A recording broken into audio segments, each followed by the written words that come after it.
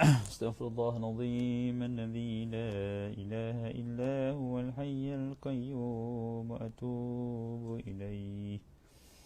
استغفر الله العظيم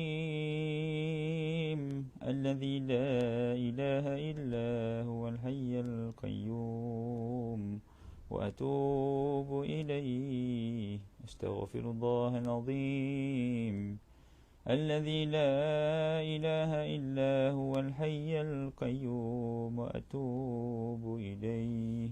استغفر الله العظيم الذي لا إله إلا هو الحي القيوم وأتوب إليه.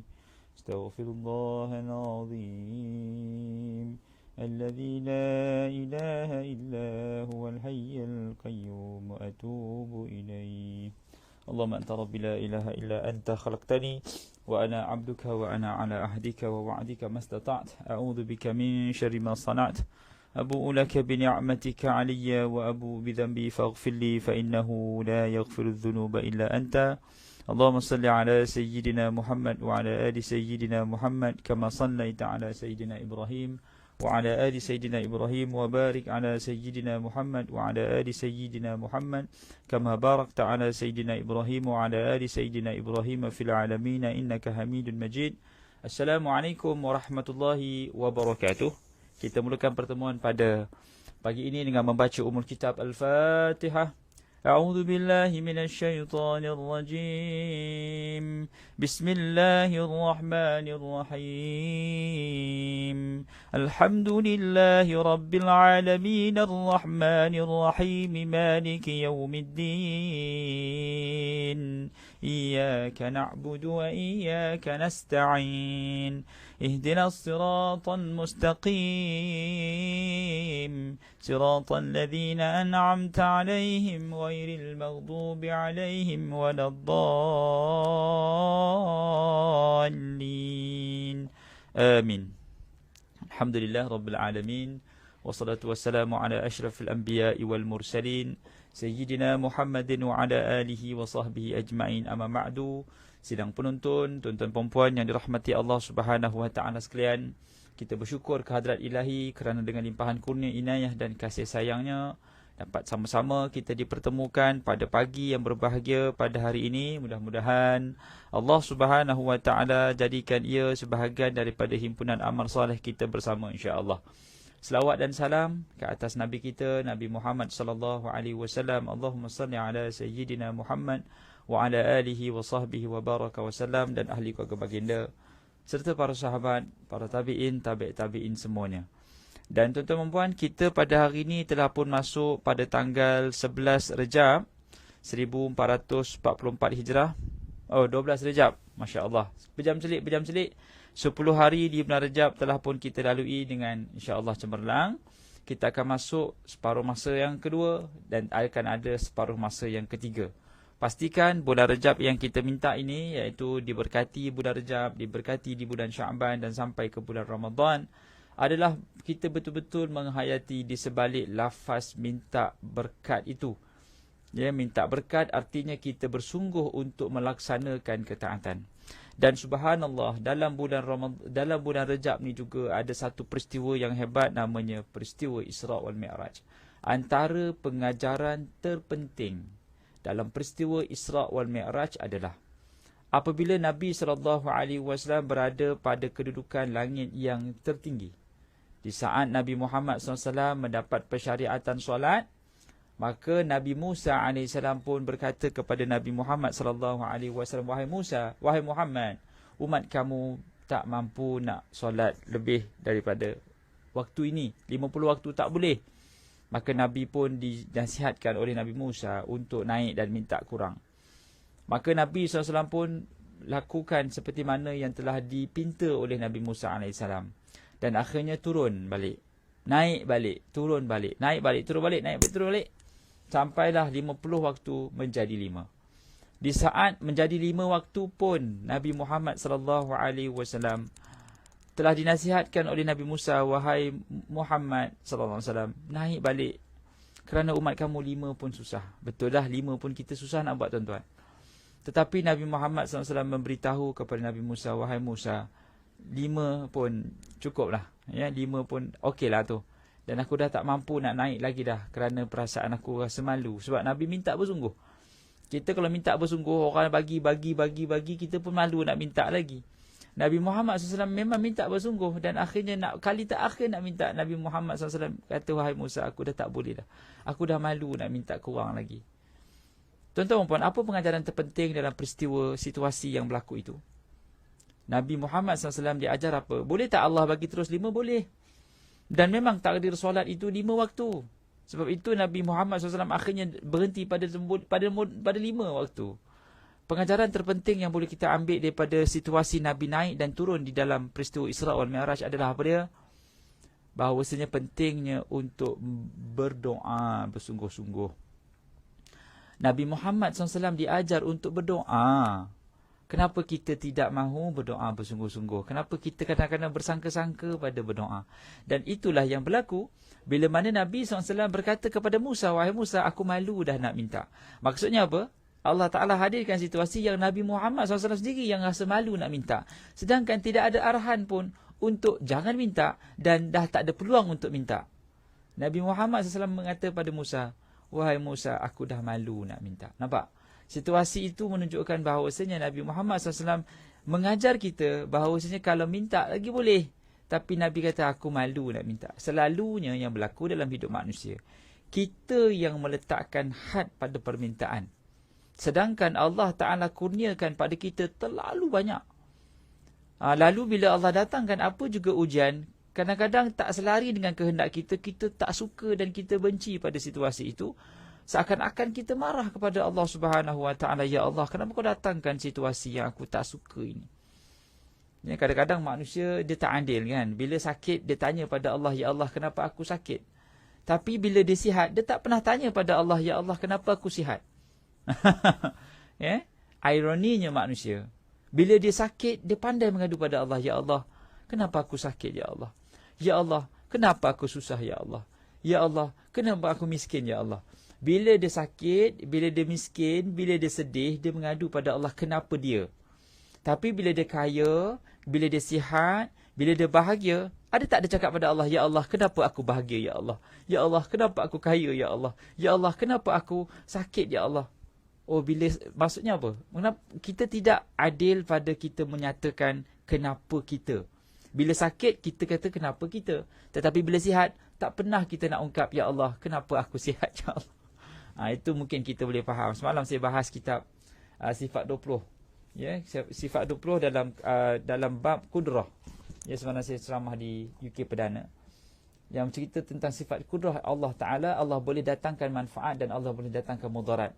Di saat Allah datangkan mudarat, kita kerap bertanya pada Allah, kenapa aku, ya Allah, kenapa aku? Tetapi di saat kita merasai nikmat, kita tak pernah tanya, ya Allah, kenapa aku rasa nikmat, ya Allah? Kenapa aku yang diberikan pilihan untuk dinaikkan pangkat, kenapa? Jadi subhanallah, dalam hidup kita ni memang kita kena banyak berdoa pada Allah Ta'ala. Dalam hidup kita ni kita diajar, Nabi mengajar kita dalam peristiwa Isra wal Mi'raj, jangan pernah bersangka-sangka pada the power of doa. Jangan pernah kita kurangkan kualiti doa kita kepada Allah Ta'ala. Baik, mewakili barisan AJK Surau An-Nur Fasa 3A Seremban Selatan, mengucapkan terima kasih atas kehadiran semuanya. Adik Siti Maisarah daripada Terengganu, Waalaikumsalam, terima kasih atas kehadiran. Kepada Muhammad Syahran, kepada Epi, kepada Fatimah Yaakob, kepada semua yang hadir kat Fatimah Yaakob, Masya Allah.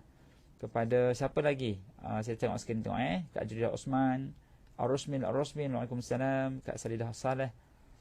Dan semua yang hadir doakan kebaikan kepada Rashidi Manap, Masya Allah, Zadila Ahmad Yusuf, dan semua yang hadir yang didoakan berpandangan, yang hadir dan yang tidak hadir lah. Wong Jo, Masya Allah. Dan didoakan sahabat-sahabat kita yang lain dalam hari Jumaat yang penuh kebaikan ini, dikurniakan rezeki yang melimpah ruah, umur yang panjang dan kesihatan yang sempurna. Allahumma amin. Baik, kita menyambung perbahasan iaitu berkenaan dengan konsep tawakal. Kita dah bercakap dah sebelum ni, iaitu antara perkara yang perlu kita buat adalah tawakal. Baik, kita sambung sikit. Allah Subhanahu sabda Nabi SAW terdapat 4 perkara yang telah menjadi takdir. Antara takdir Allah Ta'ala yang perlu kita faham yang berada di Lauh Al-Mahfuz. Ada orang tanya, Ustaz, Lauh Mahfuz ni apa? Allah ajalah yang tahu. Mana kita nak tahu? Saya pun tak pernah sampai ke Lauh Mahfuz tu hak Allah Ta'ala. Maka kata Nabi SAW, ada 4 benda yang Allah Ta'ala telah tentukan di Lauh Al-Mahfuz untuk siapa? Untuk kita. Yang pertama, Allah Subhanahu Wa Ta'ala menciptakan langit, bumi dan lainnya ikut ketetapannya di Lauh Al-Mahfuz. Allah Subhanahu Wa Ta'ala ciptakan langit 7 lapisan. Allah ciptakan bumi 7 lapisan. Kesemuanya itu di dalam perancangan Allah Subhanahu Wa Ta'ala. Allah Maha Kudrah. Allah menciptakan segala-galanya ini di atas kehendak dan kekuasaannya. Dan cuma kita tak boleh nak fahami apakah maksud sebenar langit. Langit ni yang mana kalau kita tengok dalam peristiwa Isra wal Mi'raj, Nabi naik langit. Langit apa langit? Langit tu dekat mana langit? Sebab langit ini merujuk pada tempat yang tinggi. Sedangkan kalau kita di bumi, kita punya tempat tinggi kita hanya dekat bumi je kita boleh define tinggi. Luar daripada bumi, kita tak boleh mendefinisikan tinggi. Pasal tak ada tinggi dah. Macam mana kita nak definisikan tinggi di alam cakrawala sedangkan dia tak ada jejak? Tak ada jejak atau tak ada jejak? Dia tak ada bawah. Bila tak ada bawah, maka dia tak ada tinggi. Boleh faham kan? Kita boleh ukur sesuatu yang tinggi dan yang rendah kerana dia ada jejak. Dia terjejak ke bumi. Jadi kita tahulah starting point dia bumi. Tapi bila kita keluar daripada alam ini, kita berada di alam atmosfer, kita berada di alam cakrawala lah, di angkasa lepas. Kita tak boleh ukur tinggi sebab kita tak ada ground. Allah Ta'ala sebut tu menunjukkan betapa besarnya alam ini. 7 petala langit, 7 petala bumi. Dan subhanallah, saintis mengatakan bumi ini still expanding since the day one Big Bang Theory occur. Cakap Jawa sikit pagi ni. Bumi ini masih lagi berkembang semenjak daripada hari pertama Big Bang Theory. Cuba tuan-tuan bayangkan, Big Bang Theory tu berlaku berjuta tahun, nampak dah? 1000 tahun. Dan alam ni sentiasa membesar. Allahu Akbar. Bila kita dengar macam tu, rasa takut sangat. Bayangkan kita ni umpama habuk berbanding Malaysia. Manusia ni umpama habuk berbanding negara Malaysia. Negara Malaysia umpama habuk untuk dunia. Dunia umpama habuk untuk sistem solar kita. Yang ada 9 planet keliling matahari. Kita ni umpama habuk je. Matahari umpama habuk berbanding this whole universe. Maksudnya kita ni habuk pun tak ada. Betul tak tu, kita ni habuk pun tak ada pasal kita ni kecil sangat berbanding dengan alam cakrawala yang keep on expanding, yang mana kita ni sangat kerdil dan kecil. Lalu kata Nabi SAW, Allah Subhanahu Wa Ta'ala telah merancang dan mencipta 7 langit dan 7 bumi mengikut ketetapannya di Lauh Al-Mahfuz. Betapa kerdilnya kita, tuan-tuan perempuan. Allahu Akbar. Sebab lately ni saya tengok banyak cerita pasal astronomer luar angkasa lepas. Anak saya Adam ni dia suka tengok YouTube pasal angkasa lepas. Jadi yang melintas dekat saya punya berita-berita dekat YouTube tu pasal angkasa lepas. Kadang-kadang saya terklik, saya tertengok. Dan ada discovery yang menyatakan alam ni sentiasa bergerak-bergerak. Dan kalau kita pergi ke angkasa lepas, kita akan terapung sampai bila-bila lamanya. Dan tak hancur pula. Itu saya sangat menakutkan lah. Kira macam mind blowing lah macam tu. Baik, sambung. Yang kedua, Allah Subhanahu Wa Ta'ala menciptakan tabiat seseorang. Sedangkan pendidikan hanya sebagai penghalus kerana ada manusia yang bertabiat pemarah dan ada yang sabar. Seorang ahli pendidik tidak akan mampu menghilangkan sifat pemarahnya kerana memang sudah menjadi tabiatnya. Dan hanya sifat itu mampu disalurkan kepada perkara yang bermanfaat. Perkara yang kedua Allah Ta'ala dah tentukan pada kita adalah tabiat. Adam pembijak macam abinya, Masya Allah. Terima kasih kepada Siti Maisarah, Masya Allah. Baik. Jadi Allah Subhanahu Wa Ta'ala datangkan tabiat. Menciptakan tabiat. Tabiat ni apa? Tabiat ni apa yang kita buat pagi, petang, siang, malam lah. Marahnya kita, cakap banyaknya kita, pembersih ke ataupun pengotornya kita, suka pandang aib orang ke ataupun memaafkan aib orang ke. Itu semua tabiat yang Allah Ta'ala datangkan pada manusia. Kata Nabi SAW, Allah Ta'ala datangkan tabiat pada manusia ni daripada semua tabiat ada pada kita, kecuali khianah dan penipu. Kecuali khianat dan tipu ni, dia tak datang sejak azali. Dia tak datang sejak awal. Kita yang develop sifat untuk khianat. Sebab selalunya khianat ni bila kita nampak peluang, kita nak ambil. Kalau tipu ni sebab kita rasa tersepit, maka kita nak tipu. Tapi yang lain, malas, rajin, itu memang ada. Cuma kita bergantung pada kehendak saja. Jadi tabiat kita ni boleh dilentur. Orang pemarah, semua orang ada marah. Bukan berarti dia tak ada kemarahan tu. Siapa pun ada kemarahan. Cuma ilmunya telah berjaya menahan kemarahannya daripada liar. Jadi kalau kita mampu sabar pada apa juga any circumstances, kata orang putih.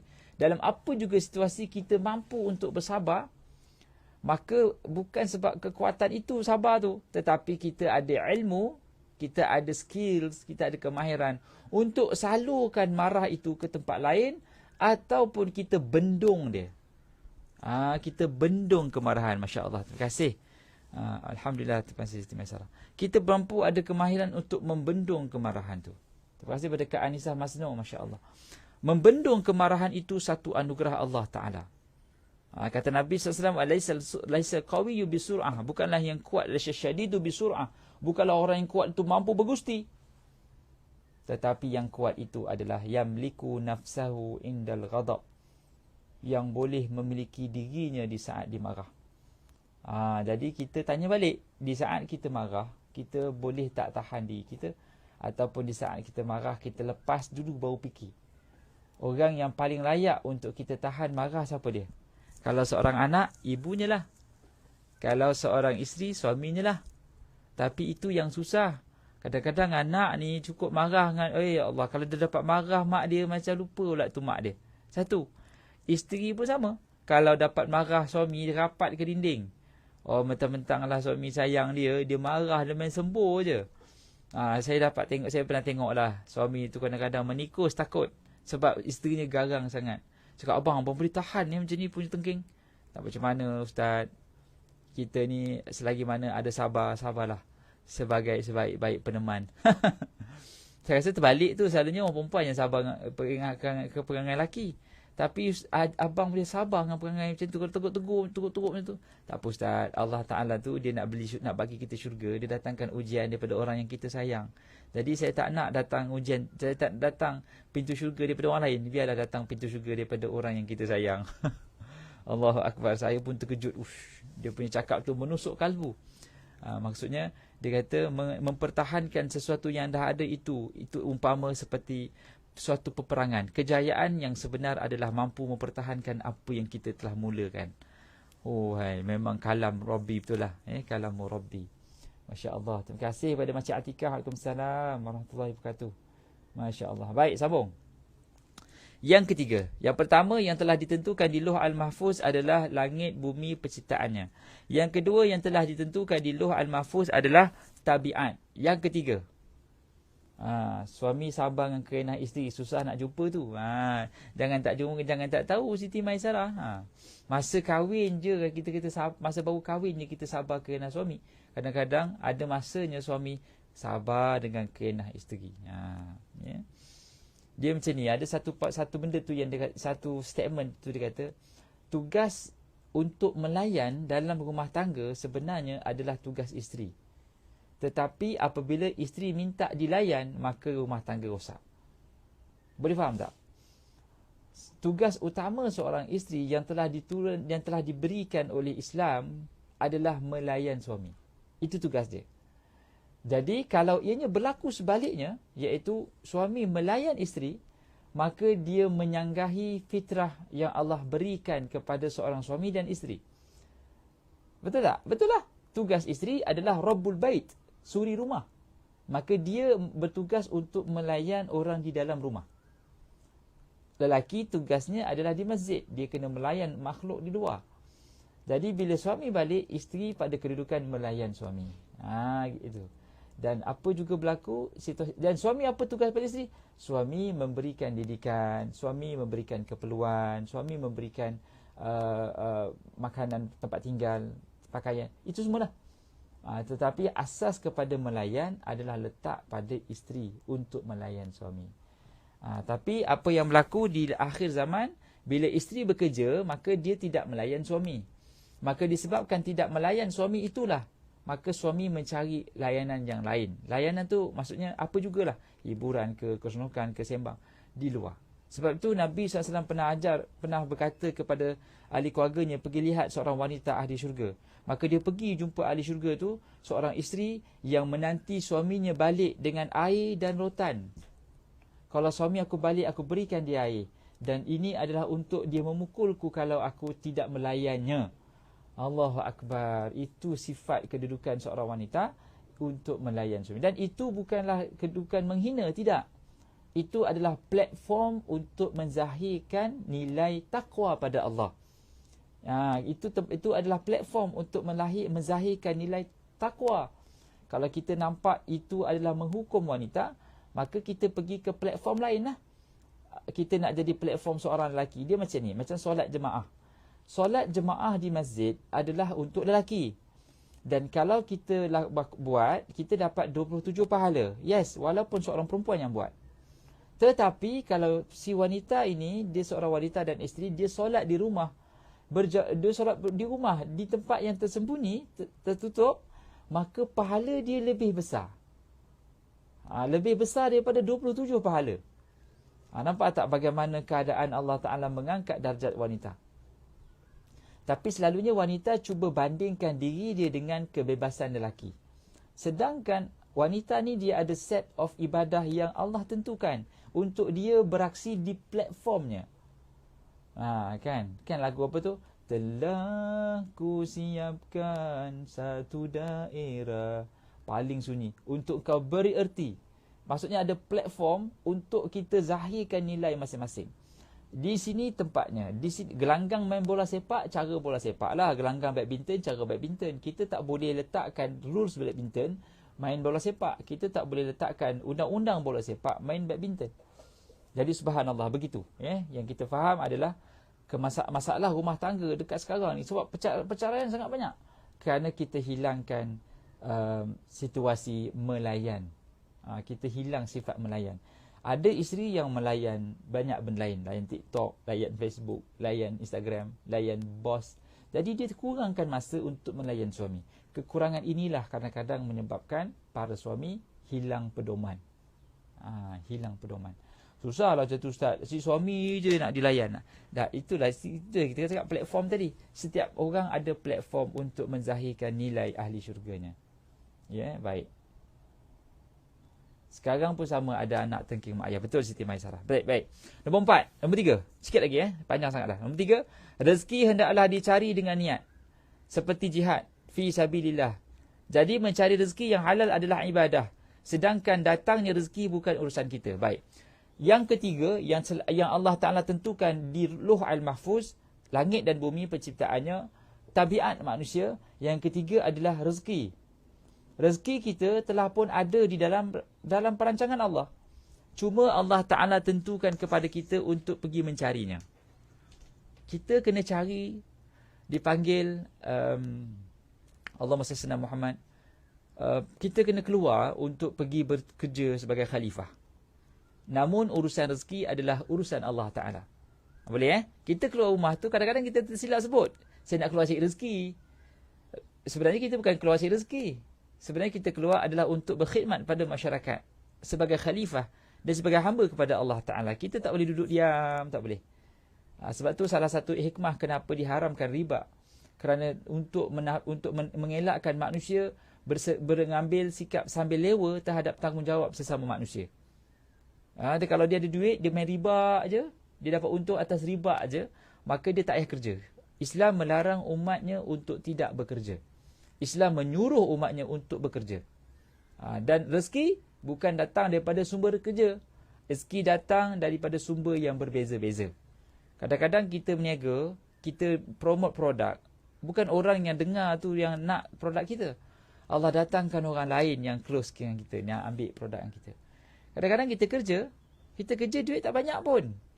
Tapi disebabkan duit tak banyak itulah Allah elakkan kita daripada sakit. Sakit tu rezeki lah. Sihat tu rezeki lah. Sihat rezeki, bahagia rezeki, melihat anak membesar depan mata rezeki, memiliki pasangan di sisi sentiasa itu rezeki. Ada bumbung untuk tidur itu rezeki. Ada katil untuk berehat itu rezeki. Ada makanan atas meja itu rezeki. Kalau kita ada 3 benda ni, kita lebih kaya daripada separuh penduduk bumi. Apa dia?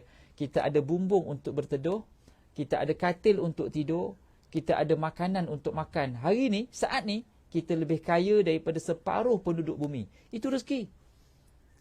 Cuma kita rasa rezeki kita kurang sebab kita bandingkan dengan orang lain.